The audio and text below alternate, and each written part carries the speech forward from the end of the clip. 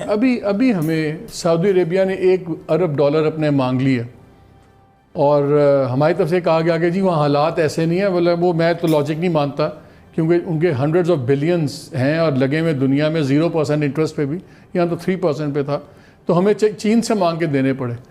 میری اطلاع یہ ہے کہ 1 بلین اور کی ڈیمانڈ آ گئی بھی ہے سعودی عربیہ سے, کیونکہ ٹوٹل 3 بلین تھا, اس میں سے 1 بلین اور بھی مانگا گیا.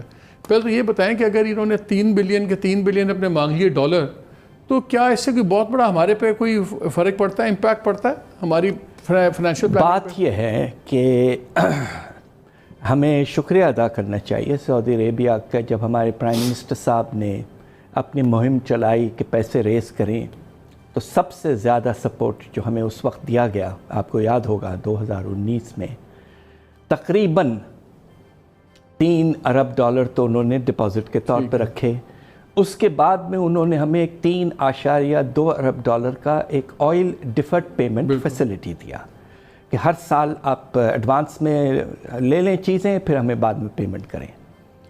اب پوزیشن یہ ہے کہ انہوں نے اگرچہ یہ ڈپازٹ سے 1 ارب تو لے لیا ہے واپس, اگر 1 اور ارب مانگ رہے ہیں, دوسری طرف ہمیں ہر سال وہ آئل ڈیفرڈ فیسلٹی کی پیمنٹ کرنی ہے, وہ تقریباً $800 ملین ہے. ماضی میں تو وہ لیتے نہیں تھے, کہہ دیتے تھے لیکن مانگتے بھی نہیں تھے ہمارے زمانے میں. نہیں لیتے, ہم ہی لائے تھے. دنیا کو یہ بتایا جاتا تھا کہ ڈیفرڈ ہے, لیکن کبھی لیتے نہیں لیے تھا, ہم سے لیا نہیں. میں آج کہنا چاہتا ہوں کہ بم پھٹنے کے بعد میں 2-3 ملکوں نے جو ہمارا ساتھ دیا تھا, اس میں سعودی عربیہ, کویت, چائنا. اب پوزیشن یہ ہے کہ اگر آپ کو 2 سے لے کر $3 ارب جلد سے جلد واپس کرنا پڑے, تو اس سے پریشر تو پڑتا ہے, اس لیے کہ آپ کے ریزروز کی پوزیشن. چائنا سے مانگ لیں گے, پہلے بھی تو مانگا جی, مگر چائنا کے ساتھ مانگنے میں یہ ہے کہ اگر کمرشل بینک سے لیتے ہیں چائنا کے, تو وہ کمرشل ہوتے ہیں, 3 سال کا ہوتا ہے, اور پھر آپ کو لائبور پلس 3% تقریباً دینا پڑتا ہے, وہ بھی شارٹ ٹرم ہے, 3 سال واپس. پروجیکٹس ہوں چائنا سے, اگر ہم پروجیکٹس پہ پیسہ لیں تو وہ ٹھیک ہے, اس لیے کہ وہ ایک عرصے کے لیے ہوتا ہے اور اس کا امپیکٹ بھی ہوتا ہے ملک پر. یہ جو balance of payments type of support ہے, اس سے حالات کوئی بہتر نہیں ہوں گے, صرف یہ کہ آپ کو نظر آئے گا کہ ریزروز میں تھوڑا اضافہ ہے. ایگریکلچر کو کیوں اگنور کیا جا رہا ہے؟ اس لیے کہ کیا پالیسی میکر سارے وہ ہمارے اربن بیٹھے ہوئے ہیں اور بزنس مین گرو بڑے بیٹھے ہوئے ہیں, اور ایگریکلچر اگنور ہو رہا ہے؟ اور ابھی آپ تقریباً $2.5-3 بلین کی امپورٹ کریں گے. جی, اور یہ بھی سوچئے آپ سر $48 کروڑ کا تو آپ آٹا بھی امپورٹ کریں گے, امپورٹ کرنے والے. شرم کی بات ہے. ویٹ امپورٹ کریں گے. ہم یاد ہے کہ 1999 میں جب ہم حکومت میں تھے, ہم نے پہلی دفعہ ویٹ سیلف سفیشنسی حاصل کی تھی. ایک بات میں آپ سے یہ کہہ دوں کہ ہماری جو ٹیرف پالیسی ہے, مجھے یہ سمجھائیں کہ ہندوستان اپنے ایگریکلچرل امپورٹس پر جو ایوریج ڈیوٹی لگاتا ہے 60%, ماشاءاللہ ہماری ایوریج ڈیوٹی 8%. یہاں پاکستان میں کیوں گائے گا؟ یہی تو مسئلہ ہے کہ آپ کو سوچنا چاہیے کہ ملک کا بیک بون جو ہے ابھی بھی, اور اگر ہمیں ایکسپورٹس بڑھانے ہیں تو وہی specialized food value added exports ہوں گے ہمارے.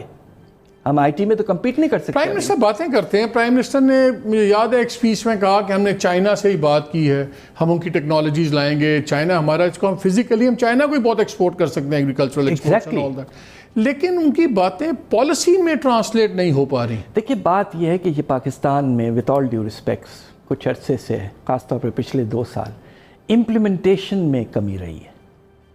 ہمارے پرائم منسٹر صاحب بڑی مناسب وقت پہ مناسب باتیں کرتے ہیں, مگر آپ مجھے یہ بتائیے کہ لوکسٹ کا اٹیک ہمیں پہلے سے پتا تھا کیا؟ اس پہ ہم نے ٹھیک سے تیاری کی تھی؟ تقریباً اندازہ یہ ہے کہ 300 سے 400 ارب کا نقصان کم از کم اس کی وجہ سے ہوگا. یہ کوئی چھوٹا اماؤنٹ ہے؟ تو بات یہ ہے کہ آپ میں جو گورننس کی بات ہے, be prepared for crisis and manage them quickly. ایک بندے نے میری دونوں بازو کاٹنے تھے, چلے ایک کاٹا ہے, مہربانی, میں بڑی اچھی حالت میں تو نہیں ہوں. مگر اب یہ سوچنا ہے کہ کیا واقعی اگر دنیا میں حالات اتنے خراب رہتے ہیں تو کیا ہم اس سے امیون رہیں گے؟ لیکن دنیا کا مجھے ایک اور بتائیے, میں انفلیشن فگرز دیکھ رہا تھا, دنیا میں کووڈ کے دوران महंगाई बढ़ी नहीं है, नहीं बढ़ी। हमारे यहाँ बढ़ी है।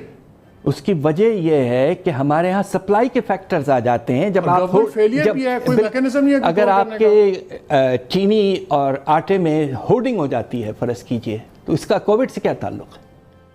तो ये आपका गवर्नेंस का मसला है, प्राइस रेगुलेशन का मसला है। दुनिया भर में तो मार्केट्स ठीक से ऑपरेट करते हैं, वहाँ इस तरह की बदमाशी नहीं होती है। तो ये जो इजाफा हुआ है ऐसा नहीं होना चाहिए था।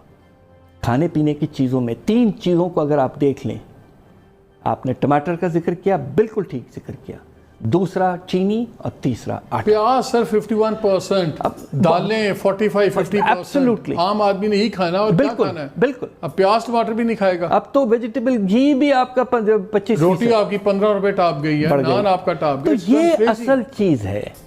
देखिए, एक तरफ तो आपके रोजगारी ना होने की वजह से लोग परेशान थे, अब कीमतों में इजाफा होने की वजह से 2 गुना उन पर प्रेशर पड़ रहा है। तो क्या इस वक्त गवर्नमेंट क्या होना चाहिए जिस वक्त नहीं हो रहा? देखिए, गवर्नमेंट को अपने बजट में एक नुमाया वेल डिफाइंड स्टिमुलस पैकेज लाना चाहिए था।